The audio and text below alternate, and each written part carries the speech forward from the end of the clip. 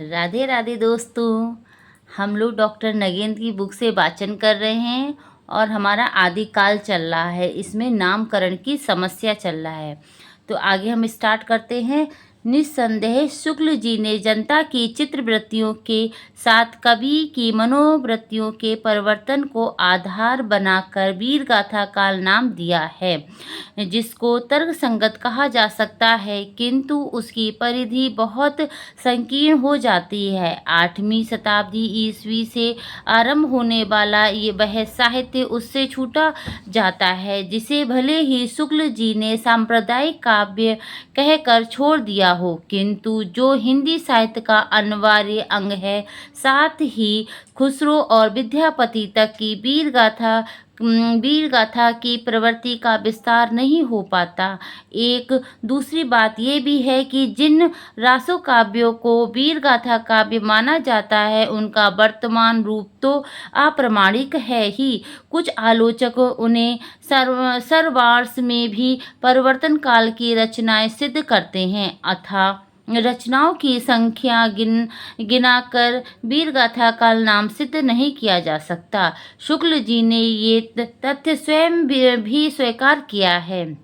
इस काल की जो साहित्यिक सामग्रियाँ प्राप्त हैं, उसमें कुछ तो असंदिग्ध हैं और कुछ संदिग्ध हैं। असंदिग्ध सामग्रियाँ जो कुछ प्राप्त हैं, उनकी भाषा अपभ्रंश अर्थात प्रकृत भाषा हिंदी है। इससे स्पष्ट है कि वे स्वयं भी रासो ग्रंथों को संदिग्ध सामग्रियाँ मानते थे। उसी संदिग्ध सामग्री में प्राप्त चित्रवृत्तियों को आधार मानकर उन्हें वीर गाथा का नाम दिया, जिसे तर्कसम्मत कैसे कहा जा सकता है। डॉक्टर श्याम सुंदर दास शुक्ल जी के मत का समर्थन किया है, किंतु उसके अनुसार उन्होंने ग्रंथ में विषय का वर्णन नहीं किया, अपितु प्रत्येक प्रवृत्ति का आदिकाल में आधुनिक काल तक का विकास दिखलाया है। फलतः वे आदिकाल के नामकरण की समस्या से बच गए हैं। डॉक्टर हजारी प्रसाद द्विवेदी शुक्ल जी द्वारा दिए गए नाम से सहमत नहीं हैं। वे धार्मिक रचनाओं को भी साहित्य का अंग मानने का तर्क देते हैं, अतः जिन रचनाओं को शुक्ल जी ने सांप्रदायिक रचना कहकर छोड़ दिया है, उन्हें द्विवेदी जी ने महत्वपूर्ण घोषित करते हैं। वस्तुतः शुक्ल जी का तर्क निराधार है, क्योंकि धार्मिक रचनाओं में यदि साहित्य का तत्व नहीं हो सकता, तब तो समस्त भक्तिकालीन साहित्य को धार्मिक काव्य होने के कारण हिंदी साहित्य के इतिहास से निकाल देना पड़ेगा। अस्तु वीर गाथाओं से इतर काव्य भी जनता की चित्रवृत्तियों का ही प्रतीक है, तथा आदिकाल का नामकरण करते समय उनकी उपेक्षा नहीं की जा सकती। डॉक्टर राम कुमार वर्मा ने आदिकाल को संधि काल और चारण काल इन दो खंडों में विभाजित कर दिया है। प्रथम काल भाषा की ओर संकेत करता है और द्वितीय नाम एक वर्ग का बोध कराता है। स्पष्ट है कि ये दो नाम मिलकर भी किसी प्रवृत्ति को आधार नहीं बनाते, अतः नामकरण के संबंध में उनका मत निराधार है। राहुल जी द्वारा दिया गया सिद्ध समांत काल नाम केवल दो वर्गों की ओर संकेत करता है। सिद्ध स्वयं रचनाकार थे, जबकि सामत रचना प्रेरक थे।